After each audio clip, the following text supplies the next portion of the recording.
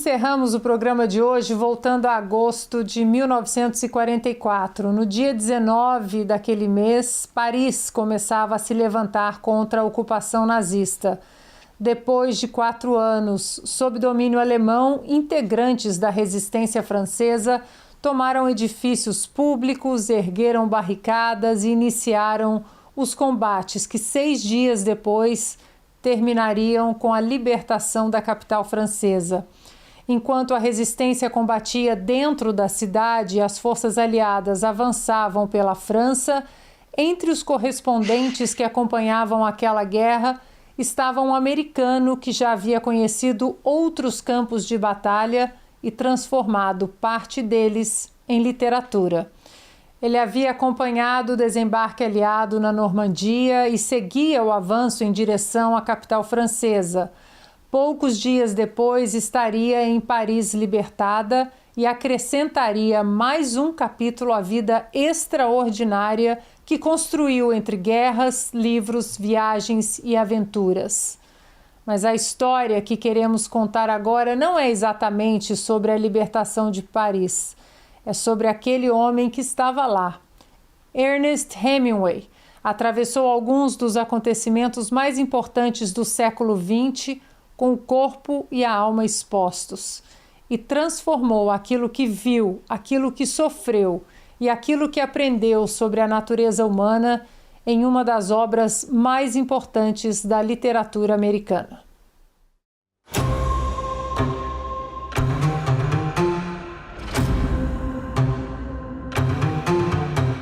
Em 19 de agosto de 1944, Paris começava a se levantar contra a ocupação nazista.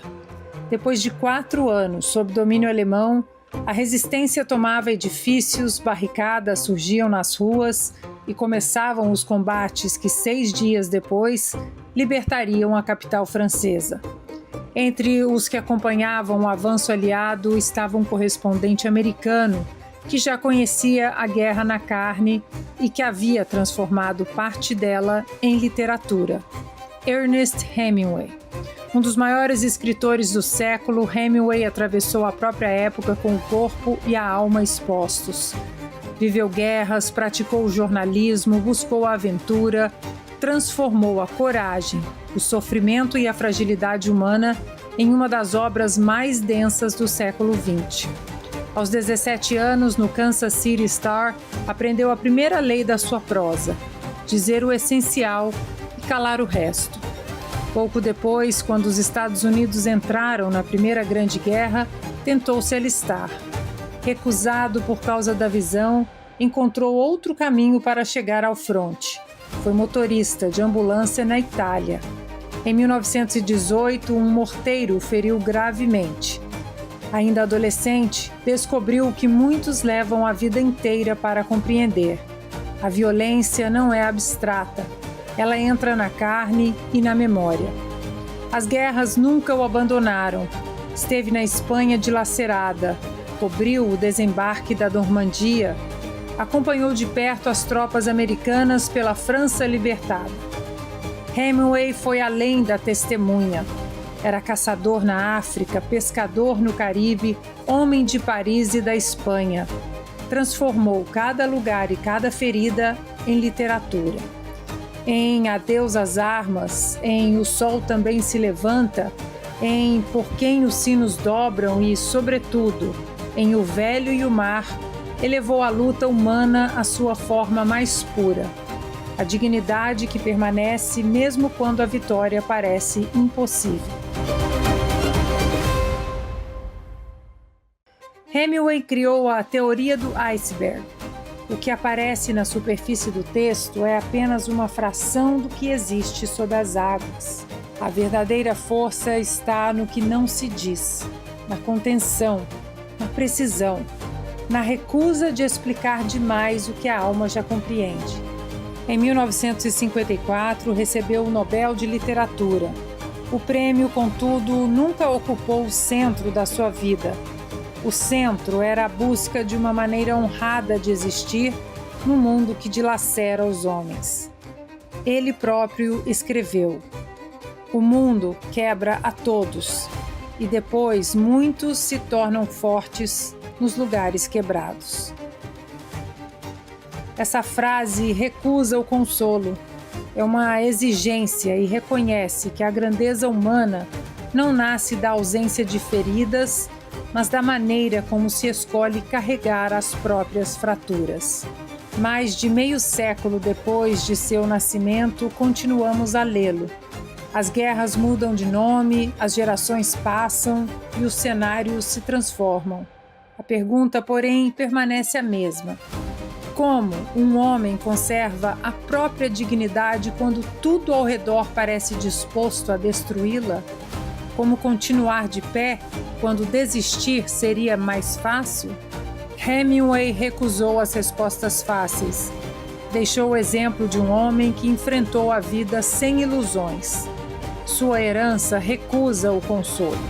Ensina que a dignidade sobrevive sem a vitória e se mede pela maneira como se carregam as próprias cicatrizes. Deixa eu me despedir então dos meus amigos. Confesso que essa foi uma pauta minha, porque eu sou fascinada com Ernest Hemingway. Recentemente foi aniversário dele e tem tanta coisa que a gente pode aprender com Hemingway. É um nome gigante da literatura americana, mas eu diria que da alma humana. Boa noite, meus queridos amigos, parceiros de toda sexta. Boa noite, Flávio. Muito obrigada mais uma vez por tanto ensinamento, conhecimento. Até sexta que vem.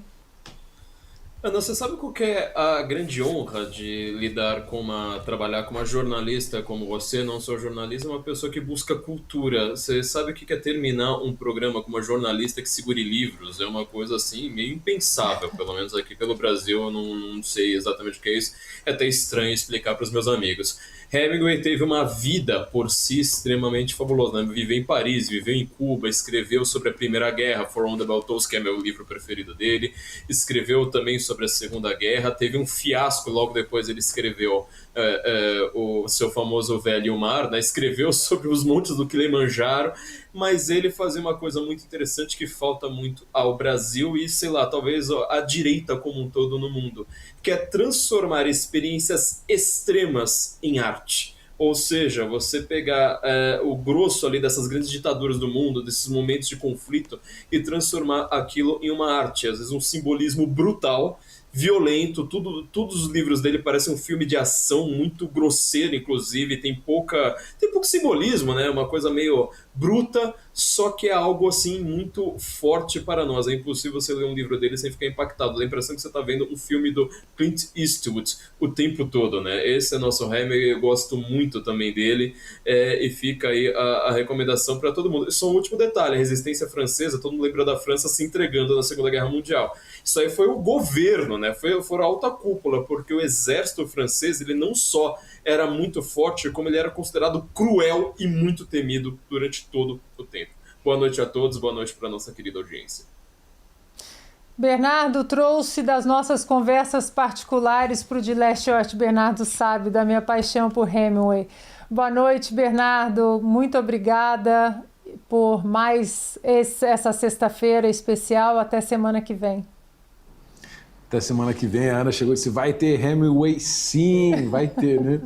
Ele tem um caso interessante do Hemingway quando ele chegou em 25 de agosto lá em Paris, 44, né, da libertação, quando a cidade estava se levantando. Diz que ele foi num jipe e estava indo em direção ao Hotel Ritz, né, em Paris, famoso, né, e ele estava com uma metralhadora, capacete armado até os dentes, né, e aí perguntaram, Hemingway, o que você veio fazer aqui? Eu vim salvar o Ritz, né, então você vê que alma, né, que alma riquíssima, né.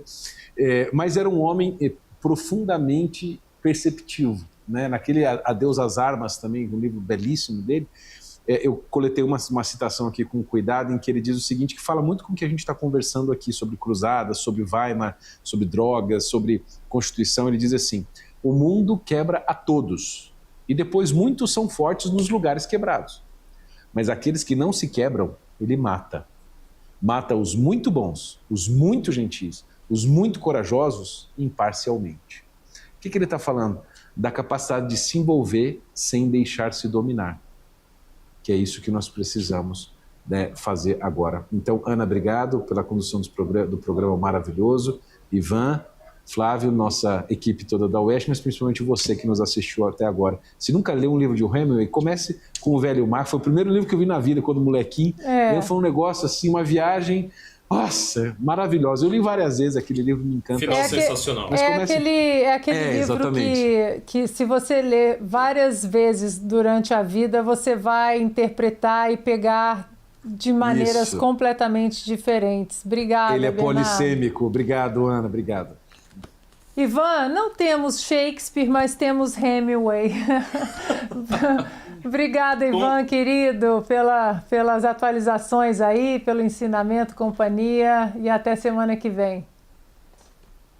Obrigado, Ana. Olha, você disse que ele é um dos grandes, né, da literatura americana, e eu já coloco ele entre os grandes da língua inglesa, né? E uma curiosidade, o Hemingway, ele escrevia em pé, Ana, talvez você possa confirmar esse detalhe aí dele, mas dizem que ele gostava... Ele era inquieto, ele era muito inquieto. Diz que ele gostava de colocar a máquina de escrever em um banquete, em algum lugar assim, e ficava escrevendo em pé, né? E ele conseguiu, como disse o Bernardo, então, colocar em palavras e na obra dele, que você está segurando aí, né? Tudo aquilo que ele viu e conseguiu transformar em arte, como bem disse o Bernardo, em um dos momentos mais importantes, né, da história da humanidade. Repare como esse programa é construído. Nós começamos com a Constituição de Weimar, 1919, demos uma volta enorme, fomos para lá na Cruzada e agora nós chegamos aqui em 1944. E nós só tivemos 1944, muito provavelmente, ou também por conta da Constituição de Weimar, que permitiu a ascensão do pintor austríaco ao poder na Alemanha, né? Olha como que o circo se fecha. Então é uma alegria participar desse programa, uma boa noite especial a toda a nossa audiência que nos acompanha, que compartilha essa transmissão, ao Bernardo, ao Flávio aqui, e a Ana, e principalmente a toda a nossa equipe aqui de apoio que faz com que esse programa chegue no lar das pessoas. Ana. Já saiu na grande mídia. São mais de 10 bilhões de reais esquecidos para serem sacados pelos brasileiros. Foram 4 dias organizando e logo já entrei com a solicitação e, na sequência, já me veio o retorno. R$ 8.517 que estava lá parado. E era meu. E isso é só a ponta do iceberg. São 7 brechas ocultas no sistema que você pode resgatar. A menos que você queira fazer doação para esse governo, precisa ver antes que o prazo acabe. Para você descobrir, deixei o link aqui embaixo e um QR Code na tela. Acesse agora.